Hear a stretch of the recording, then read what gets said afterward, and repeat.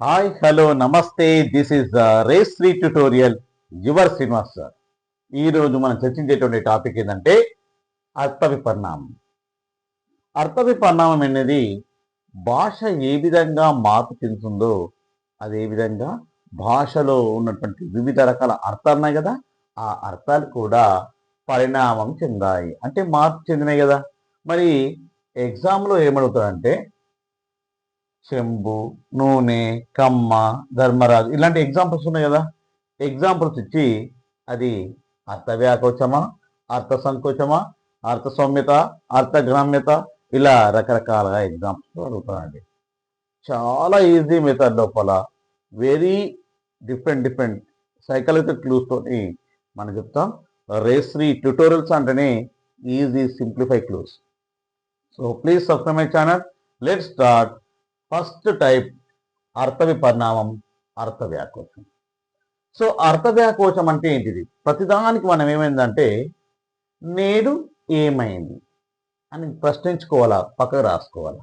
నేడు ఏమైందండి? అర్థం పరిణామం చెందింది. అర్థం ఏమైంది? వ్యాకోచం చెందింది. ఫస్ట్ టైప్ ఏంది? నేడు ఏమైంది? అర్థం వ్యాకోచం చెందింది. వ్యాకోచం అంటే ఏంటిది? విశాలమైనటువంటి అర్థమైంది. ఏంది సార్ విశాలమైనటువంటి అర్థం? ఫస్ట్ ఇది చెంబు. ఫస్ట్ ఎగ్జాంపుల్ అర్థ వ్యాకోచానికి చెంబు. ఏందండి? పూర్వం ఓన్లీ చెంబే ఉండే, కానీ ఇప్పుడు స్టీల్ చెంబు, గా చెంబు, రాగి చెంబు పరిణామం చెందిందా లేదా? ఇది first example. Next second example ఇద్దాం. నూనె, వేరుశనగ నూనె, ఆముదపు నూనె, సన్ఫ్లవర్ నూనె అంటే రకరకాలుగా పరిణామం చెందిందా లేదా? Second example. ఓకే, ఇది తయారు చేసేది ఎవరంటే కమ్మ, కమ్మరోలు అనుకుందాం. ఓకే, కమ్మ ఏం తయారు చేశాడు? బంగారం తయారు చేస్తారు కదా, అవునా? బంగారు కమ్మ, వెండి కమ్మ అంటే ఇది క్లూ క్లూ మాత్రమే. ఓకేనా? క్లూ కోసమే చెప్పాను ఇది. కమ్మ, ఇది థర్డ్ ఎగ్జాంపుల్. బంగారు కమ్మ, వెండి కమ్మ అంటే పరిణామం చెందిందా లేదా? రైట్. ఇంకా మహారాజు, ఏ రాజువయ్య, మహారాజువయ్య అని అంటాం, అవునా కదా? ధర్మరాజు అంటే బా నువ్వు ధర్మరాజు అయ్యా, మంచివాడివి నువ్వు అంట, పరిణామం చెందా లేదా? భీముడు పోయా నువ్వు, అబ్బా ఏం బలవంతుడు పోయా, ఏదో లిఫ్ట్ చేస్తే అంటాం. నారదుడు, నారదు అంటే నువ్వు తంటాలకు అటు ఇటు పెట్టినవా నువ్వు, నారదుడు అంటాం. రాక్షసుడు, అబ్బా ఏం పని వదులుతలేమా నువ్వు, పని రాక్షసుడు నువ్వు, పట్టుదలగా నువ్వు, అబ్బా పని రాక్షసుడు అంటే మాడిపోయిందా లేదా? సో ఈ విధంగా అర్థం అనేది వ్యాకోచం చెందింది, విశాలమైనటువంటి అర్థం వచ్చింది. సో దాన్ని మనం ఏమంటాం? అర్థ వ్యాకోచం. ఓకే, నెక్స్ట్ ఫస్ట్ మీకు అర్థమైంది. నెక్స్ట్ సెకండ్ ఏంది? అర్థ సంకోచం. అర్థ సంకోచం అంటే అర్థం నేడు ఏమైంది మళ్ళీ ప్రశ్నించుకోవాలి. ఆ అర్థం ఏమైపోయింది? సంకోచమైంది. సంకోచమైంది అంటే ఏంటిదండి? పరిమిత అర్థం, చాలా చిన్న అర్థం అయిపోయింది. పెద్ద అర్థం కాస్త అయిపోయింది, చిన్న అర్థం అయిపోయింది. ఎగ్జాంపుల్ చూద్దామా? ఎగ్జాంపుల్స్ ఇంపార్టెంట్, గుర్తుంచుకోండి. ఇక్కడ చీర, ఉద్యోగం, శ్రాద్ధం ఈ మూడు కూడా మంచి ఎగ్జాంపుల్స్. ఇంకా ఎలా సార్ చూద్దాం. చీర స్త్రీలు మాత్రమే ధరించడం. ఇప్పుడు స్త్రీలు మాత్రమే ధరిస్తారు కదా, కానీ ఇంతకుముందు ఏం చేసేవాళ్ళు? పురుషులు స్త్రీలు ఇద్దరు ధరించేవారు. సో ఇదేమైపోయింది? చిన్న అర్థం అయిపోయింది. ఇంతకుముందు చాలా అర్థం ఉండే, విశాలార్థమైంది. ఎందుకంటే పురుషులు స్త్రీలు ధరించేవారు, ఎందుకంటే నాట్యం చేసిన లోపల రకరకాలుగా ధరించేవారు అనమాట. ఇంకా నెక్స్ట్ ఏంటిది? ఉద్యోగం. ఉద్యోగం అనేది ఇప్పుడు జాబ్కు పర్యాయపదమైపోయింది. ఓ జాబ్ అంటే ఇప్పుడు చేస్తున్నాం అని చెప్పేసి. కానీ నాడేం చేస్తుంటే ఏ పనికి ప్రయత్నం చేసినా కూడా, పని చేసినా ప్రయత్నం చేసినా అబ్బా ఉద్యోగం చేస్తున్నాం అనుకుంటే అది కాస్త మెల్లిగా అయిపోయింది. అంటే జాబుకు పర్యాయపదమైంది, తగ్గిపోయింది, సంకోచమైంది. నెక్స్ట్ మూడవది ఏంటిది? శ్రాద్ధం. శ్రాద్ధం అనేది ఇప్పుడు అశుభ కర్మలకు మాత్రమే ఉపయోగిస్తున్నామండి. సంవత్సరం తర్వాత ఎవరైనా చనిపోయారనుకో, కర్మకాండ చేస్తే కదా, దానికి మాత్రమే మనం శ్రాద్ధం ఉపయోగిస్తున్నాం. కానీ నాడు చాలా పరిమితార్థం కాదు, విశాలమైనటువంటి అర్థం ఉండే. ఏదంటే శ్రద్ధతో చేసేటట్టు ప్రతిదీ కూడా ఏముండే? శ్రాద్ధం అనేవారు. కాస్త అయిపోయింది, పరిమితార్థం అయిపోయింది. సో ఎగ్జాంపుల్ మనకేమడుతామంటే చీర, ఉద్యోగం, శ్రాద్ధం ఏదో ఒక ఎగ్జాంపుల్స్ ఇస్తాడు. అది అర్థ సంకోచమా, అర్థ వ్యాకోచం అనేటువంటి క్వశ్చన్ అనేది అడుగుతాడు. సో మూడవది అర్థ సౌమ్యత. దీనిని ఏమంటామంటే అర్థోత్కర్ష అని. చాలా జాగ్రత్తగా దీనికి మరొక పేరు మాత్రం గుర్తుంది. ఉత్కర్ష పైకి ఎత్తింది. అంటే అర్థం సౌమ్యమైంది మరియు గౌరవమైంది. అర్థ సౌమ్యత.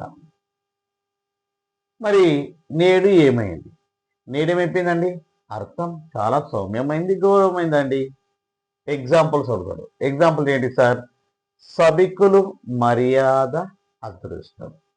ఇది జాగ్రత్తగా ఏ ఎగ్జాంపుల్ అయినా అడగచ్చు. అది అర్థ సౌమ్యతన, అర్థగ్రామ్యతన, మరి ఒకటి ఏంది అని అడుగుతాడు. సభికులు నేడు ఏమైంది? సభలోని వారు. సభికులు అంటే సభలోని అందరూ అన్నాం కదా. కానీ నాడు ఏకాట ఆడబడ్డ దూదగలని సభికులు అంటుండే. ఇప్పుడు ఏమైపోయింది? సౌమ్యమైంది, మంచి అర్థం వచ్చింది. అవునా కదా? సభికులు. మర్యాద, ఏ మర్యాద ఇవ్వయా అని అంటాం. అవునా? గౌరవమీయు అని అంటాం. కానీ నేడు గౌరవం. మరి నాడేంటుండే? హద్దు మాత్రం, నువ్వు హద్దు మీనకపోయా అని ఉండే కదా. నేడు చాలా మంచి అర్థం ఉందా లేదా? గౌరవమైన అర్థం ఉందా లేదా? రైట్. అదృష్టం. అదృష్టం అంటే అబ్బా ఎంత అదృష్టమైన అని ఇప్పుడు మంచి వాడు వచ్చిందా లేదు? ఇప్పుడు సౌభాగ్యమైంది, సౌమ్యత వచ్చింది, అదృష్టం భాగ్యం అనే నాడు చూడబడింది. ఏదైతే మనం చూడలేమో అది అదృష్టం. అర్థమైనది పెరిగిందా లేదా? గౌరవమైందా లేదా? ఓకే. సో దట్స్ ఏ అర్థ సౌమ్యత. ఎగ్జాంపుల్ సభికులు, మర్యాద, అదృష్టం. ఏదో ఒక ఎగ్జాంపుల్స్ ఇస్తాడు, అదేదో మనం గుర్తించాల. అర్థ సౌమ్యత. నెక్స్ట్ అర్థగ్రామ్యత వెళ్దాం. అర్థగ్రామ్యత దీన్ని మనం అంటే అర్థోపకర్ష తగ్గిపోతుంది. ఉత్కర్ష, ఉత్తిష్ట పైన అంటున్నామండి. ఇది ఉపకర్ష, కూర్చో. అంటే ఈ విధంగా సైకిల్ క్లూ మాత్రమే అర్థం చేసుకోవడానికి. ఇది అర్థగ్రామ్యత. నేడు ఏమైందండి? అర్థం గ్రామ్యం అయిపోయిందండి, తగ్గిపోయిందండి. ఎగ్జాంపుల్ చూద్దాం. కంపు, విధవ. ఇది రెండు ఎగ్జాంపుల్స్ అండి. కంపు ఒకటి, రెండవది ఏంటిది? విధవ. కంపు అంటే ఇప్పుడు వాసన, దుర్వాసన అంటున్నాం. కానీ నాడు మంచి సువాసన ఉండే. అది అర్థం ఏమైపోయింది? తగ్గిపోయింది. నేడేమైంది? తగ్గిపోయింది. విధవ. విధవ అంటే ఇప్పుడు ఏమంటాం? అరే విధవ పనిచేయరా, తిట్టు కోసం ఉపయోగిస్తున్నాం, ఎందుకు పనికిరాని వాడు అని అంటున్నామా లేదా? అంటే అది ఏమైపోయింది? చిన్నగా అయిపోయింది. ఇంతకుముందు నాడు భర్త చనిపోయిన స్త్రీ ఎవరైతే ఉంటారో వాళ్ళని విధవ అనేవాళ్ళు. సో అర్థ సౌమ్యత, అర్థగ్రామ్యత నేర్చుకున్న అర్థమైందా మీకు? సౌమ్యత సౌమ్యమైనది, గౌరవమైనది. గ్రామ్యత తగ్గిపోయింది. ఓకేనా? సో ఈ వీడియోలో మనం నేర్చుకున్నాం కదా ఏమేమి? అర్థ సౌమ్యత, అర్థగ్రామ్యత, అర్థ వ్యాకోచం, అర్థ సంకోచం గురించి నేను నేర్చుకున్నాం కదా. Please subscribe my channel. This is race రీ ట్యూటోరియల్, యువర్ శ్రీనివాస్ సార్.